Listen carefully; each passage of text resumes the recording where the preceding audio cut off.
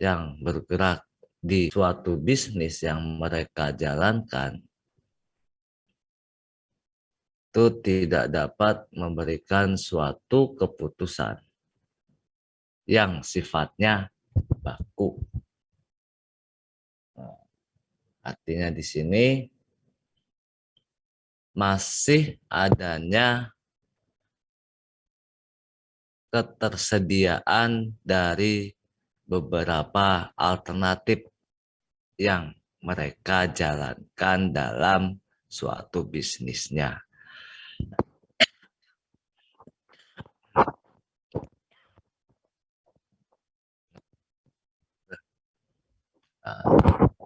Dari alternatif-alternatif tersebut,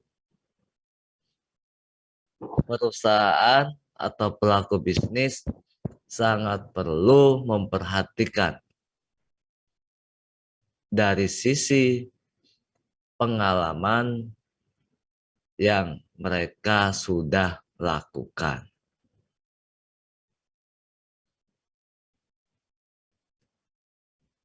Baik itu pengalaman yang sifatnya teknik ataupun yang berhubungan di dalam mereka mengoperasikan dari sisi teknologinya. Nah, di dalam keberhasilan penggunaan teknologi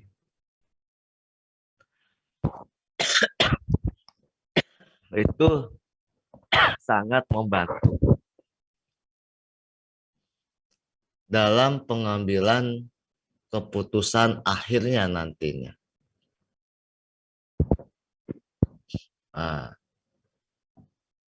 berarti di dalam keberhasilan tersebut, nah di sini ada beberapa hal yang perlu menjadi catatan di dalam kita melakukan analisis teknikal.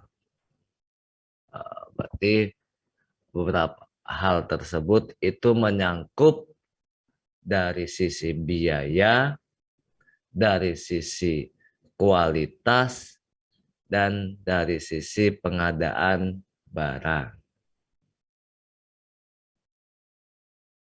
Nah, semuanya itu kita bisa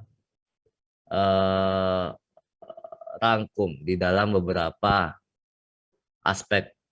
Ada 4 aspek di sini. Yang pertama di dalam investasi tetap. Nah, investasi tetap ini meliputi ketersediaan tanah di dalam lokasi, di dalam pemilihan lokasi. Lalu dari sisi bangunan, apakah itu bangunan produksinya maupun bangunan dari sisi penyimpanannya. Lalu dari sisi mesin dan pemasangannya. Nah, itu dilihat dari investasi tetap. Yang kedua, kita bisa melihat dari aspek biaya. Biaya dan pengeluaran produksi. Biaya dan pengeluaran produksi ini meliputi atas bahan baku, bahan penolong, tenaga kerja langsung, dan biaya overhead pabrik. Lalu yang ketiga, dari sisi biaya masa percobaan atau uji coba. Di sini misalnya ada biaya-biaya yang diperkirakan akan terjadi di luar produksi normal selama masa operasi percobaan. Nah, contohnya di sini ada biaya waktu yang lebih. Kalau lebih kita kenal istilahnya lembur lah.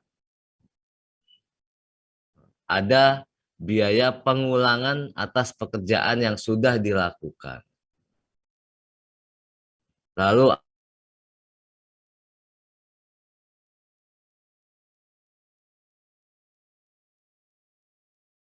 research, development, biaya developmentnya, dan lain-lain. Lalu yang keempat, dari aspek lain-lainnya yang berkaitan dengan fasilitas yang dibutuhkan suatu proyek. Nah, misalnya di sini ada fasilitas overhead, yaitu misalnya kayak fasilitas jalan raya, fasilitas pelabuhan udara, laut, jalan kereta api, maupun fasilitas dari apa ibaratnya tuh yang ini apa saluran air.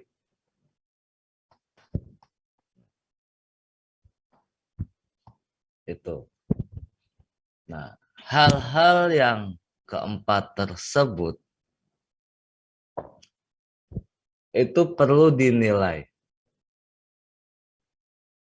Tentu saja tidak hanya pada satu lokasi saja, melainkan dari adanya beberapa alternatif lokasi. Misalnya, kita lihat di investasi tetap. Perusahaan ingin mengembangkan pangsa pasarnya. Di sana, di dalam pendirian, misalkan tempat produksi lagi, perusahaan ingin menambahkan tempat produksi lagi. Bukan satu lokasi yang mereka tuju, tapi mereka mencari beberapa lokasi yang sekiranya itu menjadi tingkat keefektifan di dalam perusahaan mengeluarkan kos di dalam pengembangannya.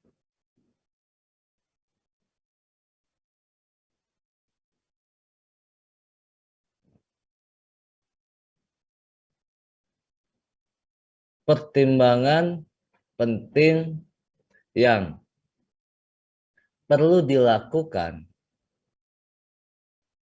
itu karena akan sangat mempengaruhi dari sisi kelayakan.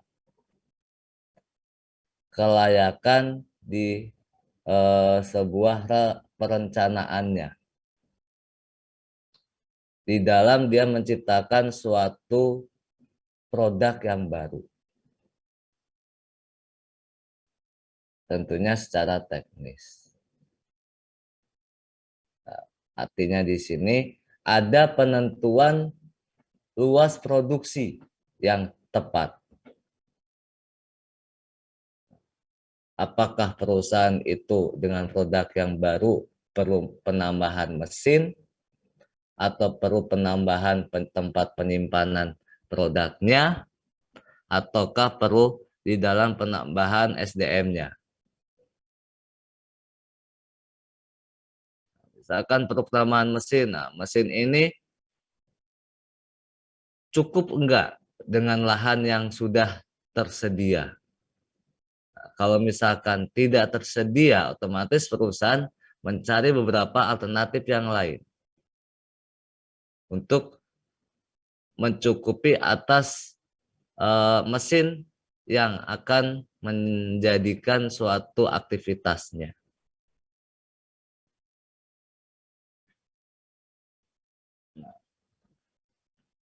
Seberapa besar dari skala operasi yang ditetapkan untuk mencapai suatu tingkat skala ekonomik. Nah, secara gampangnya kayak gini. Luas produksi itu ditentukan oleh kemungkinan market share-nya. Seberapa besar market yang nanti menjadi tujuannya perusahaan. Yang perusahaan itu bisa raih. Berarti dengan mempertimbangkan dari sisi kapasitas teknisnya,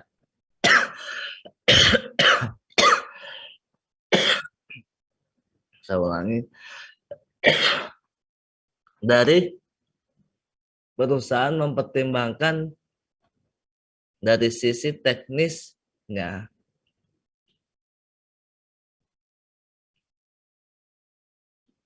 dari peralatan yang mereka miliki.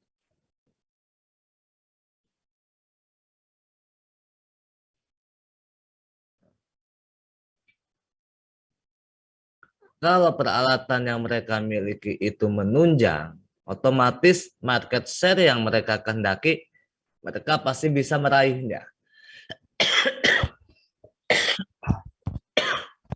Minum dulu Pak, minum. Ya, lihat saya lagi batuk terus ya. Sebaliknya, kalau kapasitas peralatan mereka tidak menunjang, otomatis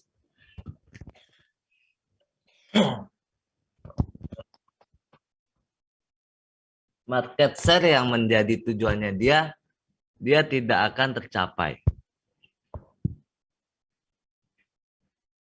Nah, itu. Jadi, untuk mencapai itu semua dibutuhkan suatu pendekatan. Pendekatan yang lebih sering digunakan dalam mereka menyusun dari studi kelayakan dengan memperhatikan dari sisi pendapatan manajemennya. Ya.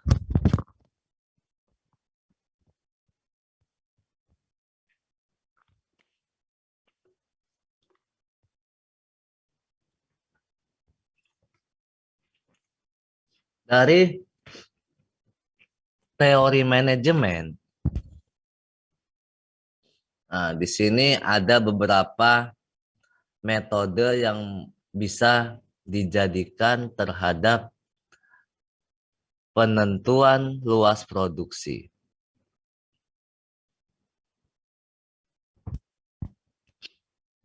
Yang secara optimal. Yang pertama, kita bisa melakukan pendekatan konsep marginal cost dan marginal revenue. Yang kedua, kita bisa melakukan pendekatan break-even point. Yang ketiga, kita bisa melakukan dari sisi metode linear programming.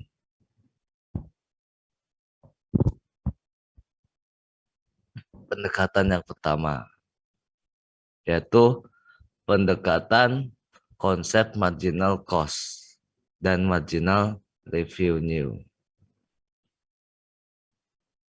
Di dalam penentuan luas produksi, menurut metode ini, yaitu metode konsep marginal cost dan marginal revenue, yaitu bahwa luas produksi optimal tercapai pada saat marginal cost atau MC ini sama dengan marginal MR, revenue. Pendekatan cost sama dengan ini.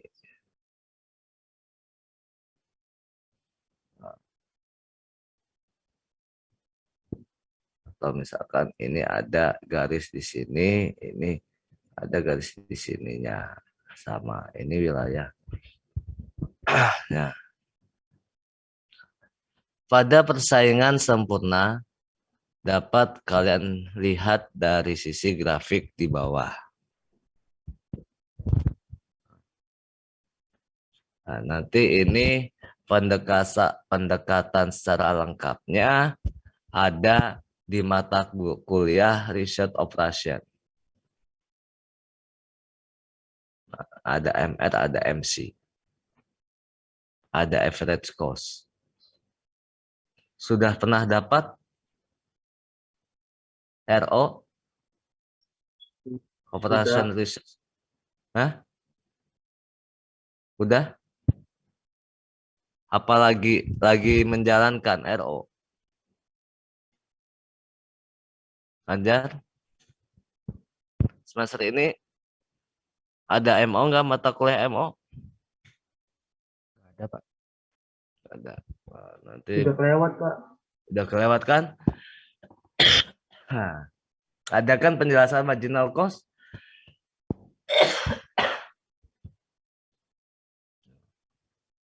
Lalu yang kedua, break even point. Break even point ini yaitu luas produksi optimal terletak pada luas produksi yang pada saat itu perusahaan tidak mengalami sebuah laba dan tidak mengalami sebuah kerugian. Berarti dalam masa perusahaan itu melakukan sebuah percobaan luas produksi minimal. Artinya berada pada titik break even point, yaitu titik nol, titik impas. Tidak mengalami kerugian dan tidak mengalami keuntungan.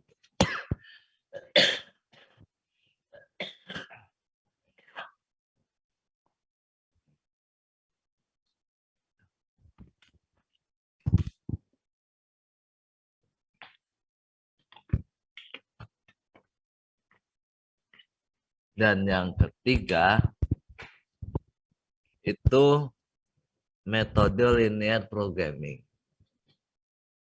Ini mah cuma selintas aja ya.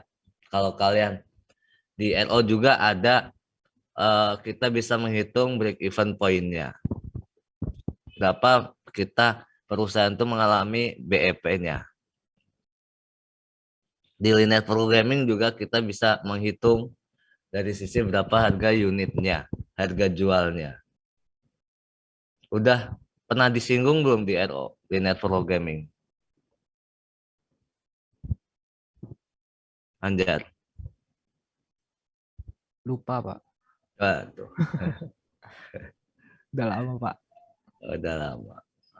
Ini kayaknya di tingkat 3 apa tingkat 2 RO tuh. Nah, di linear programming ini metode ini digunakan jika produk yang dihasilkan lebih dari satu jenis. Terdapat dua pendekatan, yaitu pendekatan grafik jika produk yang dihasilkan terdiri atas dua jenis. Dan metode simplex itu untuk lebih dari dua jenis. Nah, ada simplex, ada grafik. Saya nggak lebih rinci di sini karena semua itu sudah terkaitan di dalam riset operation.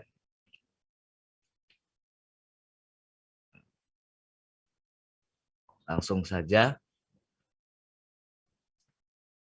Ketelitian dan usaha yang dilakukan untuk melaksanakan dari sisi analisis teknikal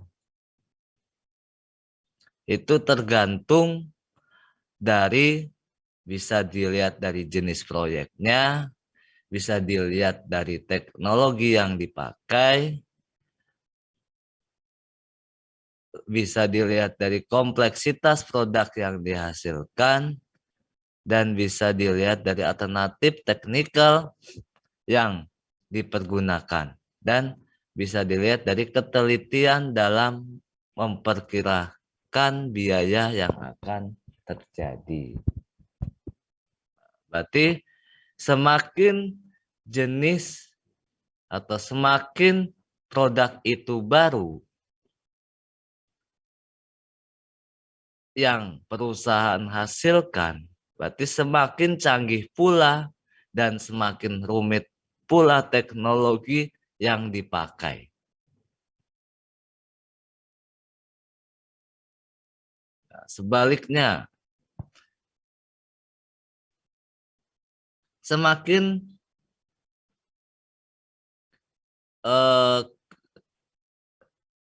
suatu produk suatu produk itu tidak diciptakan, berarti teknologinya juga tidak semakin canggih, tidak semakin langka, tidak semakin kompleks.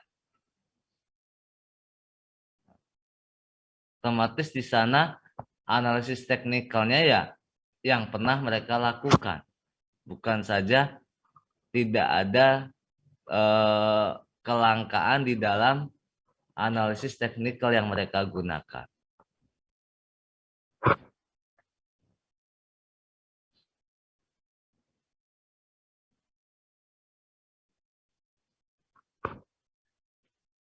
Selain itu,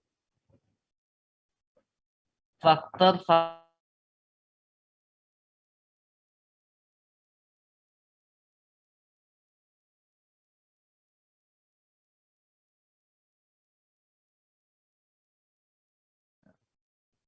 diketahui di dalam risknya, resiko atas ketidaktelitian, dan resiko atas ketidaktepatan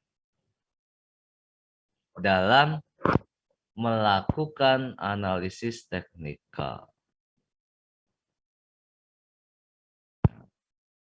Kesalahan yang sering terjadi di dalam perusahaan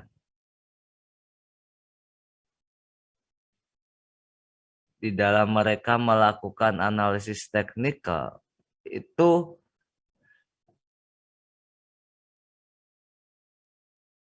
kurang teliti dalam melakukan analisis pendahuluannya mengenai di dalam apakah itu kebutuhan teknologinya, apakah itu mereka melihat suatu produk yang cacat. Otomatis kalau terdapat produk yang cacat di dalam mereka memproses produksi, berarti di sana ada kegagalan. Apa sih menyebabkan kegagalan tersebut? Mereka lebih teliti lagi di sana. Apakah dari sisi bahan bakunya, apakah dari sisi pemeliharaan mesinnya, misalkan mesinnya jarang mereka servis, digunakan aja, otomatis di sana kan suatu produksi pasti ada kecacatan produk. Atau misalkan ada salah satu kerusakan dari salah satu komponen mesinnya. Yang misalkan pemotongannya itu tidak sesuai standar. Itu mereka harus lakukan lebih teliti lagi. Nah, kurangnya ketelitian di dalam analisis teknikal itu mengakibatkan terjadinya masalah kekurangan keuangan. Kenapa?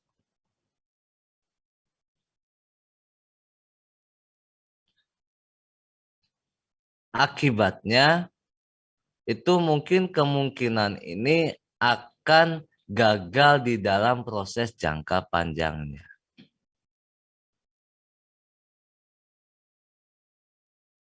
Nah, misalnya bisnisnya itu gagal mencapai kapasitas produksi yang direncanakan.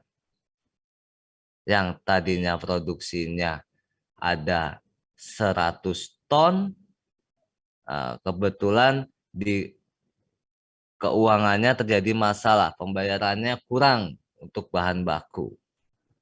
Otomatis bisa memproduksi cuma 50 ton saja.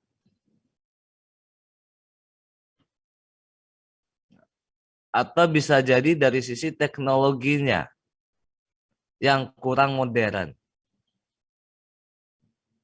Semakin tua mesinnya, semakin capek dia bekerja, semakin lelah.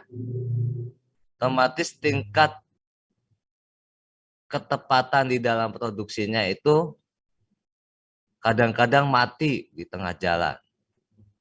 lalu diperbaiki lagi, diulang lagi, mati lagi. Usia mesin kan sangat mempengaruhi juga. Kecanggihan mesin juga sangat mempengaruhi juga.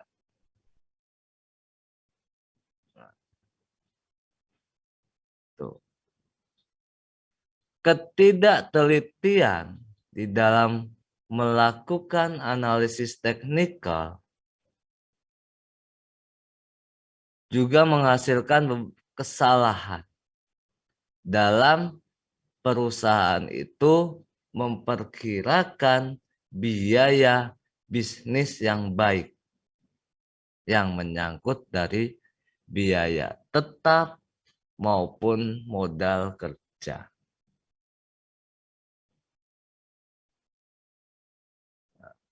Selain kedua ini, bisa juga terjadi atas penyimpangan perkiraan biaya masa operasi, biaya produksi,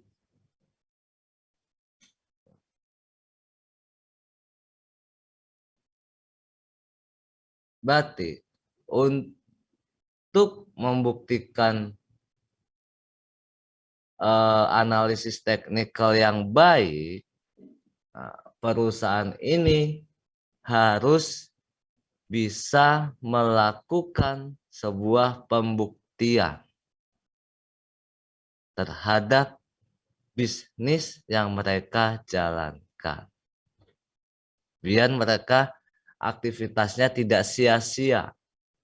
Uang yang mereka keluarkan atas produksinya, mereka bisa ada manfaatnya.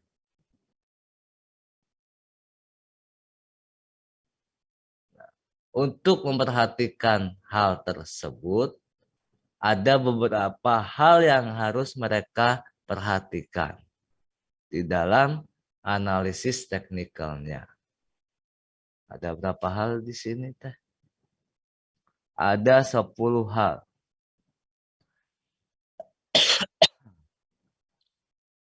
Yang pertama, dari deskripsi produk. Nah, kalau deskripsi produk ini adalah spesifikasi atas produk yang akan dihasilkan. Apakah itu dari bentuk fisiknya, apakah itu dari unsur teknologinya kayak bagaimana, apakah itu dari unsur bahan, misalkan terdapat bahan kimia, unsurnya itu harus aman, unsurnya itu harus aman untuk si konsumennya, ataukah dari sisi manfaat atas produknya.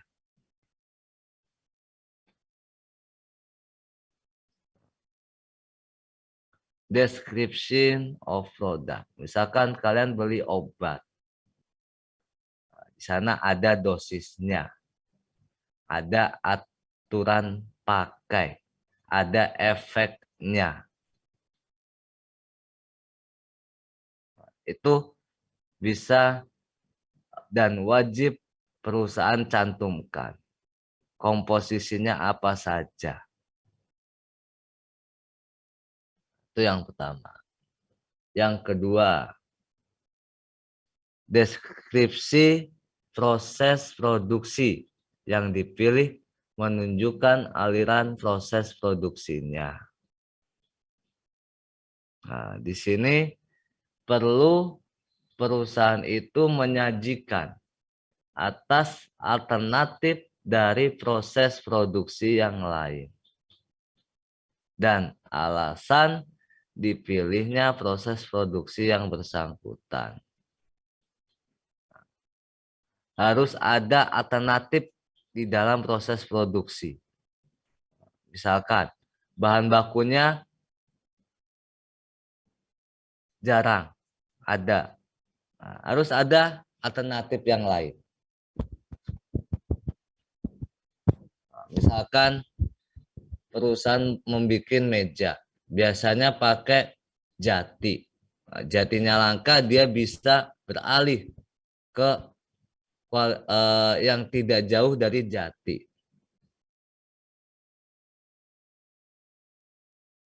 Itu. Lalu yang ketiga, rencana kapasitas pabrik dan jadwal produksi.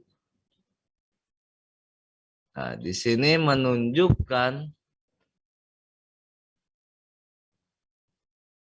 dari volume yang diproduksi dalam suatu periode, dalam mempertimbangkan dari sisi masa produksinya dan faktor-faktor yang menjadi penunjang atas produksinya.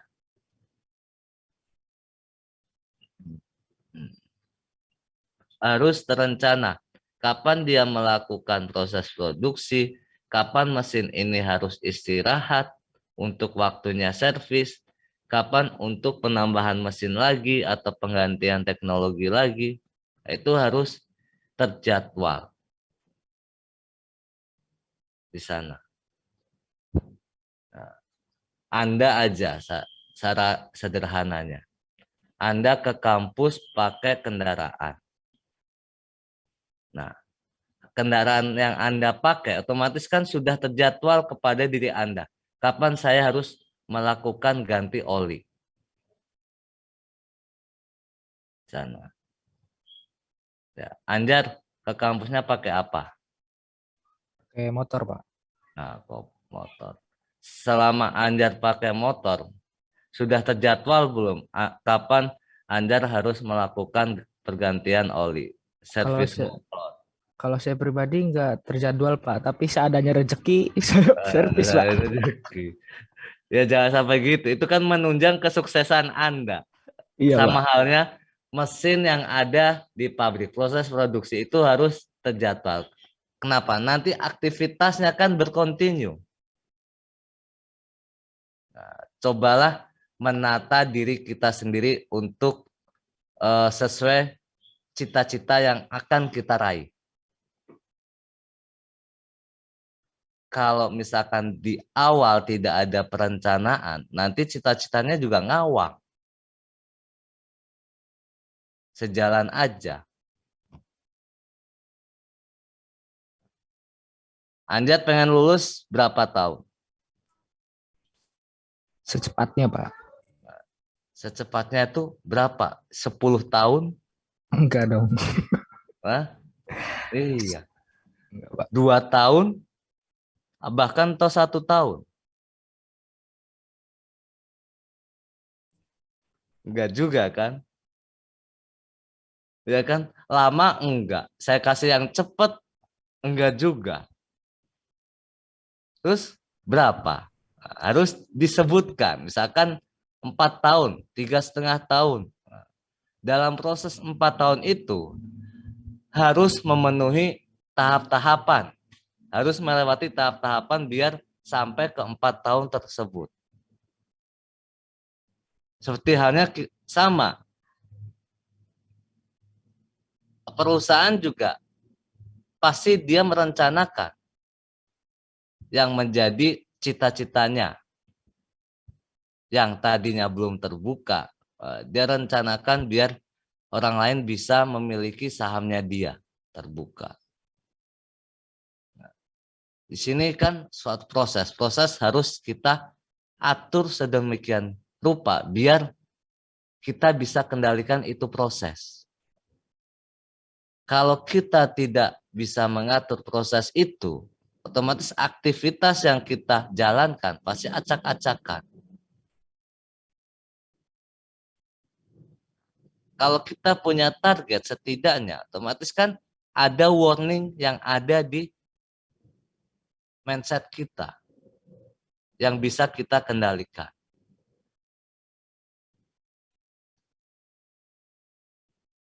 Tuh. Harus terencana dan terjadwal. Keempatnya, terhadap pemilihan mesin. dan peralatan proyek, termasuk spesifikasinya, perlengkapan, pemasok, dan pengangkutan.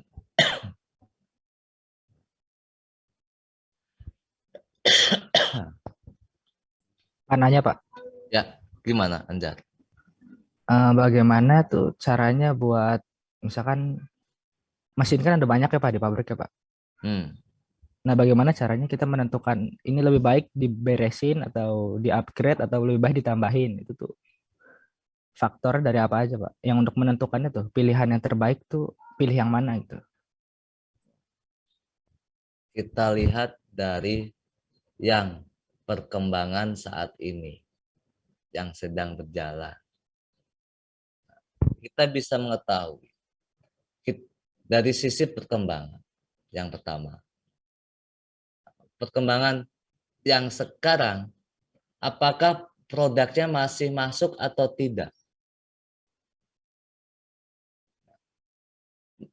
Tahu masuk apa tidak, ada buktinya. Bukti dari penjualannya. Nah, kita kan bisa mengukur dari sana. Oh, hari ini naik, hari besok turun, hari ini di rata-rata masih ada kenaikan. Otomatis kan di sana masih aman. Yang kedua, dilihat dari pesaingnya.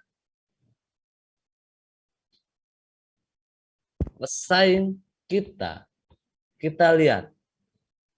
Pesaing kita punya produk unggul apa sih?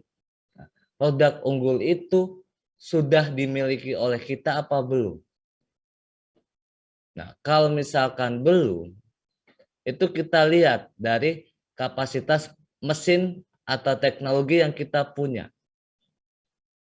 Masih bisa nggak untuk membuat atas produk unggul dia dengan mesin yang kita miliki atau dengan mesin yang kita lakukan modifikasi misalkan. Kalau masih bisa, otomatis kita akan produksi dengan kualitas yang tentunya lebih dari si pesaingnya. Kalau misalkan tidak, otomatis kita akan upgrade mesinnya.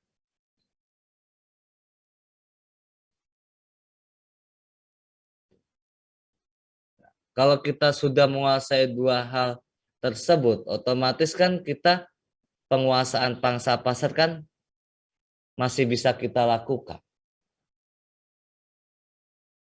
Gitu aja. Baik, Pak. Jangan sampai kita menggebu-gebu terhadap ego kita. Wah, mesinnya udah lama, kita harus upgrade. Padahal mesin yang kita punya itu masih sanggup. Nah, kita sudah punya jadwal, terjadwal di sana. 6 bulan sekali pasti rutin atas servisnya. Masa mesin kan kita bisa hitung di dalam sisi aspek keuangannya, penyusutan mesinnya.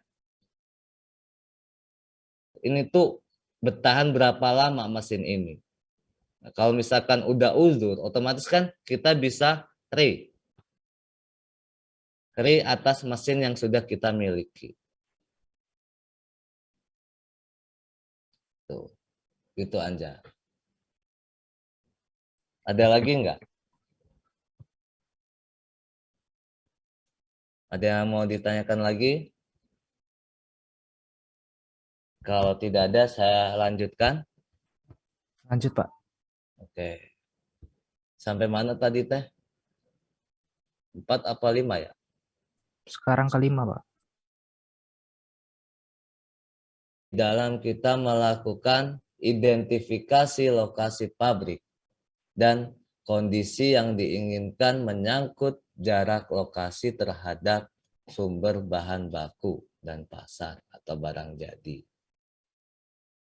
Nah, bagi bisnis yang baru, tentu saja di sini dibutuhkan penganalisa terlebih dahulu. Di dalam dia menentukan lokasi.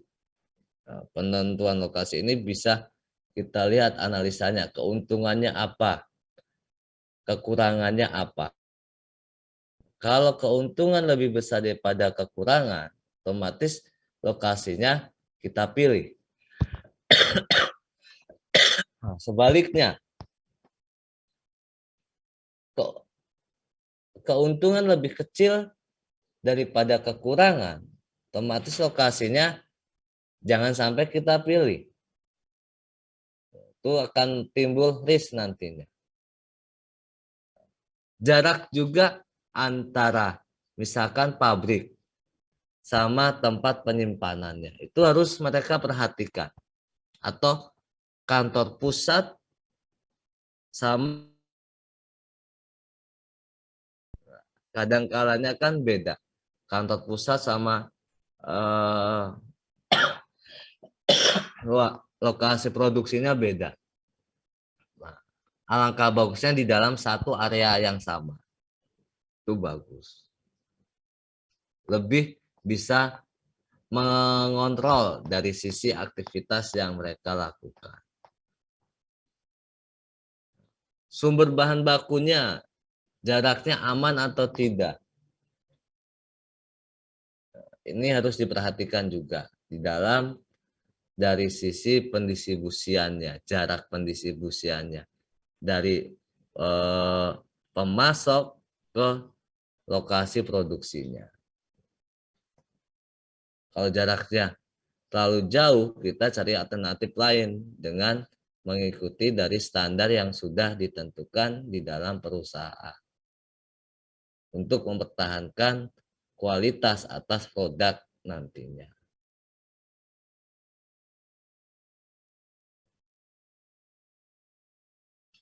Lalu mana lagi ya?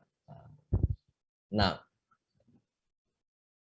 perencanaan layout pabrik dan perkiraan biaya usulan, pendirian bangunan dan pengembangan lokasi. Ini halnya sama aja. Di dalam kita menentukan layout lokasi pabrik, itu harus dibutuhkan perencanaan.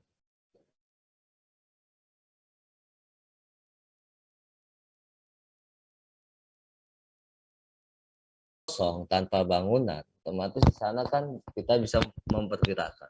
Ini bangun dibutuhkan berapa juta, berapa nominalnya. Nah, hitung-hitungannya, oh masih muat, oke kita bangun. Kalau misalkan tidak, otomatis kita lebih baik cari yang ada bangunannya. Nah, ini juga di dalam pemilihan itu tuh ada perhitungannya di manajemen akuntansi.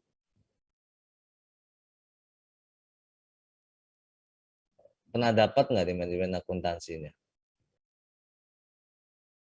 Dari beberapa alternatif itu kita bisa pilih mana yang lebih efisien di dalam pemilihan, apakah ini membangun atau tidak.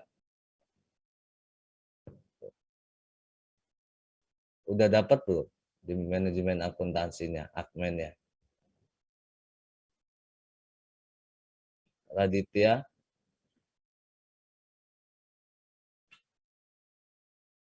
Ya, Pak. Ya. Kenapa off cam Raditya?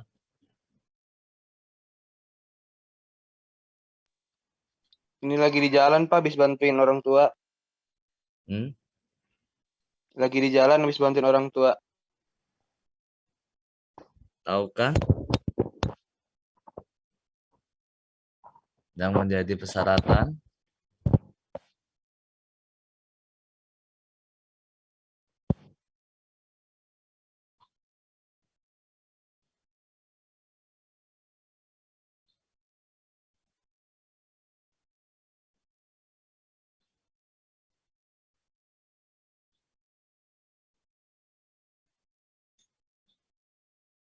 Raditya siapa di sini?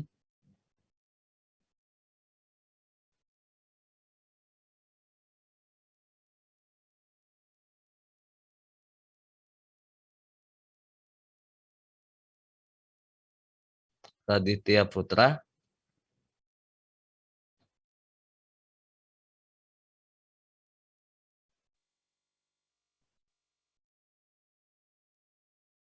Halo?